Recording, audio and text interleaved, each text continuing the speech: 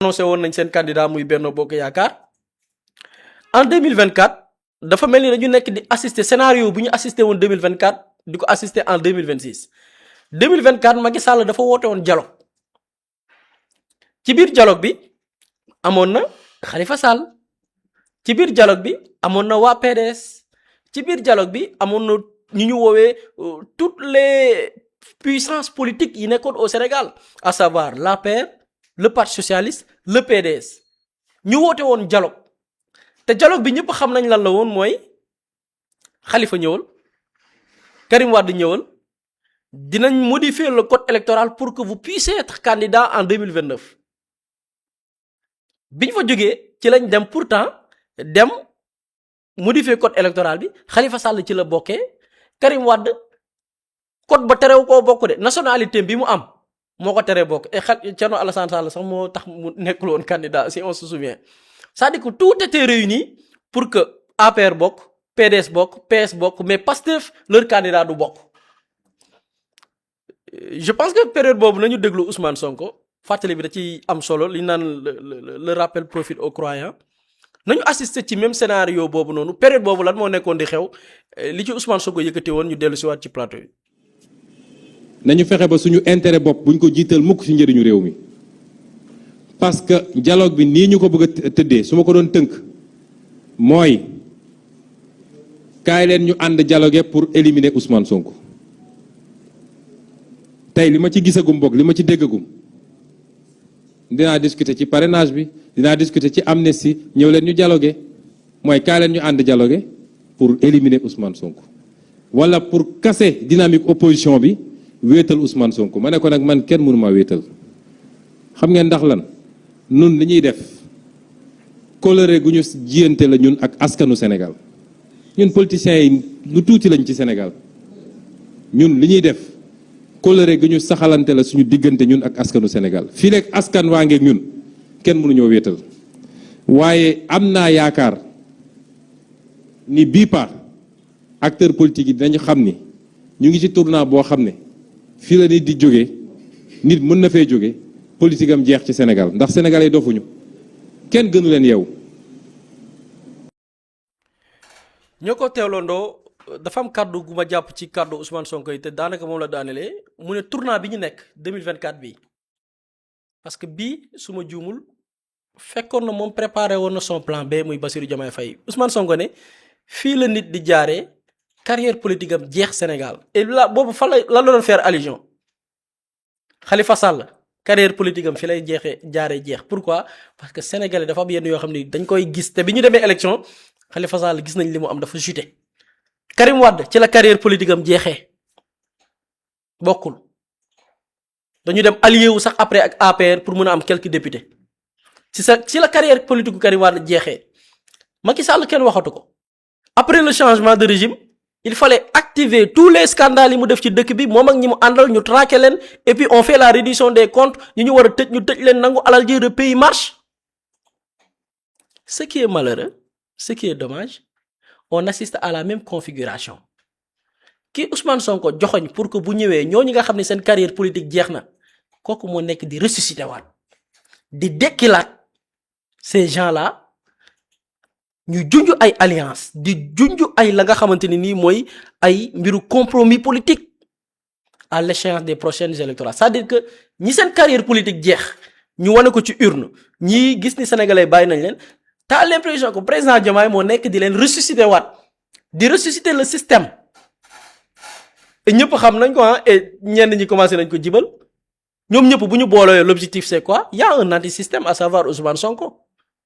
est-ce qu'on peut pas dire que actuellement Sonko mi ngi waat dans la même configuration seul contre tous. Même configuration bi mais dans un contexte différent te loolu ci laa bëgg waxtaan ak nag vraiment gars yi nga xamante ni ñoo nekk ci président Bassirou Diomaye Faye ou même le président Bassirou Diomaye Faye lui-même bu dee dina jot ci vidéo bi gis nga Ousmane Sonko de 2021 à 2023 amul woon benn responsabilité étatique Ousmane Sonko amul woon benn légitimité institutionnelle Ousmane Sonko était simple opposant au régime de Macky Sall. Macky Sall, il était président de la République amoon une légitimité institutionnelle et une légitimité politique parce que Macky Sall amoon na dooley politique amoon na yooyu noonu yëpp Ousmane Sonko de 2021 à 2024 en étant qu'un seul opposant un opposant képp il a fait face au régime de Macky Sall ndëgg sërëx bu ñu teg mu teggi ndëgg sërëx bu ñu teg mu teggi ba bañ koy wax sax ni yow doo nekk candidat Ousmane Sonko il avait déjà son plan B maanaam amoon na moom ku mu tànn ne kooku moom mooy falu il a fait tomber le régime de Macky Sall Ousmane Sonko a poussé Macky Sall à ne pas faire un troisième mandat il a poussé Macky Sall à ne élection yi dañ koy tenir à date échue loolu yëpp Ousmane Sonko ba mu koy réussir ci dernière ligne droite bi mu ko réussir Ousmane Sonko fan la nekkoon kaso donc Ousmane Sonko en prison il a fait tomber le régime de Macky Sall jàllale candidat wa gars yi def parrainage populaire ci biir dëkk bi loolu noonu yëpp doon xew ci biir réew mi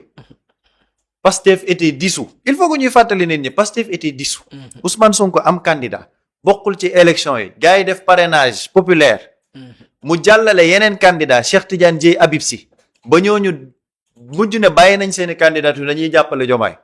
gis nga toute cette stratégie politique là Ousmane Sonko xam nga fan la ko réussir il a réussi en étant en prison donc Ousmane Sonko a fait tomber tout un système parce que en 2024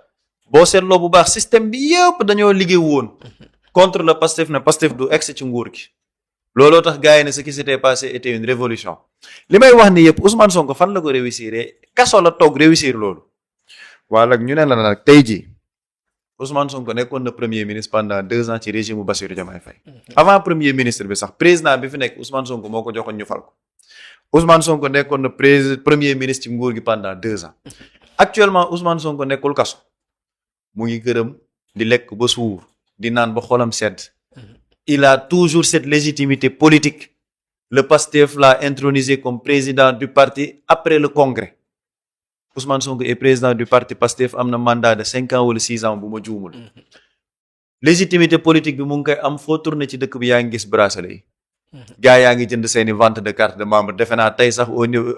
le dimanche prochain waa Thiès Ouest ñoom ñoo war a def seen vente de carte à Lazare donc légitimité politique boobu mu ngi am ba léegi nag après cette légitimité politique Ousmane Sonko il a la légitimité institutionnelle moom mooy le président de l'Assemblée nationale donc loolu ci misaal Ousmane Sonko doole gi mu amoon de 2021 à 2024 ba mën a daaneel nguuru Macky Sall tey la ko ëpp parce que dafa am légitimité politique am légitimité institutionnelle looloo tax man sànq may wax gars yi nga xamante ne ñu ngi gis tractation yi di mer yàlla xam na ni li nekk di xew nii yëpp ñi koy gis dañoo war a kontaan bu fekkee ne dañoo bëgg système bi daanu lan moo tax ñu war a kontaan le système est à bout instant yi système bi ils sont au bout du rouleau looloo tax alliance contre nature yi fépp foo ko xalaat dina am gis nga le président Bassirou Diomaye Faye boo amoon li mu bëgg en 2026 du mës a def ay tractation avec Macky Sall ak Karim Wade du ko mës a def c'était son dernier choix son ultime choix le président Bassirou Diomaye Faye il le fait parce que xam na ne actuellement dañ ko sës ci mur bi politiquement moo tax ma ne contexte bi da gars yi jàpp 2027 bu baax parce que 2027 Ousmane Sonko ni mu ne woon 2024 tournant 2027 peut être un très grand tournant bu ëpp sax bu 2024 bi parce que dama koy fàttali Sénégalais 2027 dinañ dem élection locale bu dee changement amul ci diggante bi ci rythme bi ni muy demee nii dañoo nar a tas assemblée bi le 2 décembre bu ñu tasee assemblée bi dañuy dem vers des élections couplées bu ñu demee vers des élections couplées le président Bassirou Diomaye Faye moom xam na ni politiquement amul base pour jàkkaarloog Ousmane Sonko lenn rek moo ko mën a may base mooy mu dem des alliances contre nature moo tax nga gis nag fan yi manœuvre bi bëri parce que am na ñu bëri ñoo xamante ni jàpp nañ ni ci lii la ñu mën a yaakaar pour mën a dugg ci dara gis nga tractation yii ñuy def xam nga ñoom leur système seen programme lan la pour gars yi mën a comprendre xam nga Macky Sall ba muy dem ak Benno Bokk Yaakaar dafa gagné avec Benno Bokk Yaakaar après ci biir gouvernement bi nga gis gouvernement Benno Bokk Yaakaar parce que da nga gis waa parti socialiste am seeni ministre Aminata Mbengue Ndiaye ak yooyu looloo taxoon ñu nekk ay ministre nga gis yenn parti yi AFP bu Moustapha Niass am seeni ministre looloo tax Moustapha Niass dem nekk ci président assemblée nationale maanaam partage bi gis nga alliance contre nature yooyu ñoom pour les échéances de 2027 xam nga lan lañ ci juble et il ne faut pas que les Sénégalais écartent yeneen nit yu nekk ci opposition bi bokk ci biir intercoalition boobu loolu nag lu extraordinaire moo nar a xaw 2027 di nga gis pouvoir opposition booloo ci politique pour jàkkaarloog Pastef li nga naan seul contre tous bi xam nga ñoom lan lañ ci jublu tractation yooyu noonu le président Bassirou Diomaye Faye moom mooy président de la République bu ñu demee 2027 par extraordinaire ñoom ñu gagné woon chaque gouvernement bu bees day am Karim Wade bu mu bettoon kenn bu doon ñoom dañoo gagné Karim Wade dellu si am un portefeuille ministériel bu dëgër APR am ay portefeuille ministériel yu dëgër parce que ñoom politiquement système bi noonu lay doxee maintenant nag ñoom bu dee dañoo jàpp ni 2027 isolation Ousmane Sonko mais Ousmane Sonko c'est-à-dire que pendant 10 ans la nekk di xeex président de la République nekk nii mu teggi loolu teg beneen nit ne ko kaay na nga nekk président de la République Ousmane Sonko moom am na choix moom xam nga li gars yi naan président Bassirou Diomaye Faye daa am lu mu waxoon député man ma jàpp ko ba léegi li mu ne leen bu ñu continuer nii kon ñun ñëppay ñàkk te le président Bassirou Diomaye Faye ci doxalin boobu la nekk maanaam moom dafa nekk ci doxalin boo xam ne politiquement même bu amul deuxième mandat il préférerait même jox nguur gi waa PDS wala APR que Ousmane Sonko toog moom ci politique boobu la nekk li ñu naan politique salteel moom ci politique boobu la nekk PDS jël wala APR jël moom moo ko gënal moom waa léegi Ousmane Sonko moom chance bi mu am bi yeneen parti yi amul xam nga lan la Ousmane Sonko il peut dire Birame Souleye Diop mooy candidat il peut dire El Malick Ndiaye mooy candidat diw mooy candidat il a toujours la légitimité politique te loolu sax dañ ci dul egg jëfuru bii nii yëpp fan la commencé L29 L30 moo tax Cheikh Bara Ndiaye bu naan L29 L30 mooy bitu Pape Gueye bi tay ci lucarne yi bu nit ñu seetloo politiquement depuis L29 L30 bi ci le président Bassirou Diomaye Faye commencé dugg ci politique bi nag dëggantaan parce que lan la ñu doon xaar jouer avec le temps jéem a indi jiixi jaaxa ci xelu nit ñi ci élection ci éligibilité Ousmane Sonko gars yi di def ay interprétation juridique moom muy doxal comme si candidature Sonko dérangé wu ko ba bañ ko ci laajee sax dafa ne moom la candidature de Sonko kii wu ko daal du ci moom parce que dañoo bëggoon dem ba ñu egg 2029 Ousmane Sonko nekk candidat président Bassirou Diomaye Faye nekk candidat gars yi def interprétation juridique ne la candidature de Ousmane Sonko n'est pas recevable parce qu'il n'est pas éligible léegi lan moo fay sës pour waa Pastef Bassirou Diomaye Faye moo fi sës ak waa système bi kan ngeen di tànn kon nañ continuer ak Bassirou Diomaye Faye deuxième mandat c'est-à-dire que lii moo doon ñoom seen stratégie léegi L29 L30 bi bitu Pape Gueye bi lucarne bi tey dafa dugg plan yépp échoué moo tax le président gën a dugg ci politique moo tax bu gars yi seetloo sa confrontation politique réelle avec le Pastef ci L29 L30 bi la commencé ci la clarification bi am moo tax nag stratégie de seul contre tous boobu Ousmane Sonko bu dee réussir na li mu réussir de 2021 à 2024 surtout 2024 en étant en prison foowee sa xel mooy tax nga foog ni yow tey en 2026 Ousmane Sonko toog biir këram cité kër góor gi di def ay réunion yore téléphone portable am nekk président de l'Assemblée nationale nga ni kooku da nga koy écarter du jeu politique loolu waa système bi ñooy xalaatee noonu et lenn laay terminer moo tax tamit moo indi woon jëfaru bi ci Sonko président de l'Assemblée nationale moo tax ñu ne du ko nekk parce que dans un pays sérieux duñ dem ba élection jot ñu ne le président de l'Assemblée nationale il n'est pas éligible xam nga loolu xel nangoo ko parce que justement il est président de l'Assemblée nationale parce qu'il a été éligible nekkoon ci benn liste conseil constitutionnel validé ko mu nekk député donc xam nañ ne éligibilité Sonko jamono ji mënatuñ ci dara léegi nag ñoom ñépp nañ dajaloo seul contre Ousmane Sonko moo tax keroog ma ni bu dee ci diggante bi constitution bi changé wuñ ko ñu ne du nit ñi ñooy voté léegi mala yee voté te gëm naa ne sax bu mala yi doon voté système bi duñ fi toog tant que nit ñi ñu ngi voté na nit ñi dem ay élection normale bàyyi système bi réunir après le peuple sénégalais va trancher képp ku ci ñaaw ci opposition bi demal rejoindre le président Bassirou Diomaye Faye mais bu dee dañoo yaakaar ni xëy na loolu moom mooy isoler Ousmane Sonko loolu moom mooy gën a mettre Ousmane Sonko moom moo koy nekk l'épicentre de la politique sénégalaise parce que référendum lay nekk ñëpp dañoo dajaloo pour xeex Ousmane Sonko peuple bi dañ naan kon kii mooy anti système te dañoo bëgg système bi jógee fi le choix c'est Ousmane Sonko c'est aussi simple que ça. c'est aussi simple que ça et da nga junju benn affaire muy ki ñuy xeexal tey dayoom tey la gën a bari parce que autant légitimité populaire kese la am mais la légitimité institutionnelle amu ko woon et tey il a ces deux postures là et man damay jël la chronologie bu ma jëlee la chronologie je me dis que parfois politique est-ce que duñ ci dugal yàlla bu ma nee dugal yàlla mooy seet ci suñu borom par rapport ak tendance yi muy créer par rapport ak les événements yi suñu borom di créer parce que bu ma jëlee Ousmane Sonko pexe yi ça lutte contre le système moo tax dama koy wax souvent ma ne parfois les gens dañuy surestimer le système bi les Sénégalais parfois dañuy surestimer le système c'est-à-dire que système bi suñu borom moo àndul ak ñoom léegi nag suñu borom àndul ak ñoom de naam ñi ngi def ay pexe mais il suffit que askanu Sénégal am cette volonté suñu borom soppi leen ko parce que dama dégg borom xam-xam bu ko wax fan yi mu ne amul ci àdduna amul lu nit di mënal boppam suñu borom di ko defal système bi suñu borom a leen jéppi waaye jëlee leen fi nag moom volonté la te il faut que peuple bi wane ko et boo dee jëlee le cas Ousmane Sonko mais depuis 2017 il lutte wala depuis 2016 il lutte contre le système parce que boo jëlee chronologie pour wane ni système bi parfois dañ koy surestimer Sonko première arme bi système bi utilisé contre moom mais c'était dàq ko c'est-à-dire bu ñu ko dàqee yor na njaboot dina tal leneen lu dul naan dafay nekk di politique quand même Macky Sall dàq ko c'était une décision certes ñenn ñi jàpp nañ ni c'est une décision irréfléchie man sax dama jàpp ni c'est la pire décision de sa vie mais bi mu koy jël loolu moo nekkoon xalaatam sa stratégie c'était boo ko dàqee dina dem wuti xaalis wut lu mu yoree njabootam loolu c'était une étape mu jógee foofu mais gagner benn capital de sympathie jógee loolu noonu mais dem nekk assemblée nationale en tant que député et lan moo ko may da nga gis ni système bi lalal na ko ndëgg sërëx mais ndëgg sërëx boobu loolu lan la ko permettre may na ko temps bi mu ko mooy faire de la politique faire des campagnes wër ci dëkk bi jege sénégalais yi discours am jàll quelques milliers de personnes mu votel ko mu jàll plus fort reste nekk député kon nga gis ni le système sa première stratégie c'était xiifloo nit ki sonn loo ko mu dem wuti xaalis ñu gis ni daf ko propulser en tant que député bi mu nekkee député système bi tegaat beneen stratégie ñun Sénégal la ñu gëm diine gi moom ay bànqaas yoo xamante nii ñoo koy dundal fii ci dëkk bi muy tarixa yi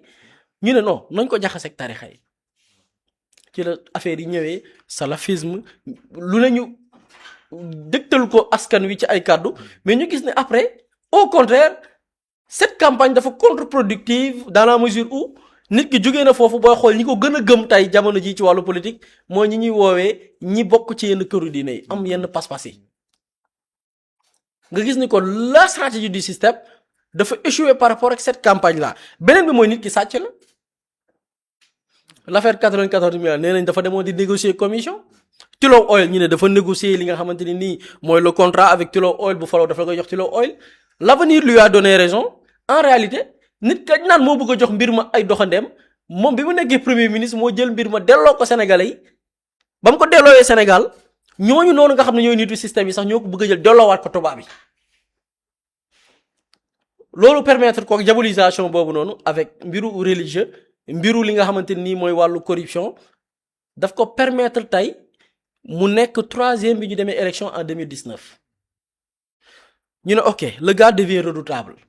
on va l'écraser par question de mœurs 2020 2021 complot Adji Sarr là moom c'est mort complot Adji Sarr bi après moo ko permettre mu gagner en popularité parce que jàpp nañu kii lañ koy néewal doole moo ko permettre mu gagner tey benn posture bi au niveau international parce que dossier la bu ñu médiatiser dafa créer ay émeutes presse internationale bi intéressé wu ci lu waral lii ñu ne un homme moo waral lii presse internationale ne homme boobu mooy kan nga gis ni cette stratégie par rapport au complot concernant des questions de mœurs dafa contre-productive parce que après permettre na ko mu propulser wu il est parti d'un poste d'inspecteur des impôts et domaines jóge fa nekk député jóge foofu noonu à travers des nekk troisième dans une élection présidentielle jóge waat foofu noonu jóge ci poste député nekk maire c'est-à-dire que boo jëlee processus bi nit ki lii la topp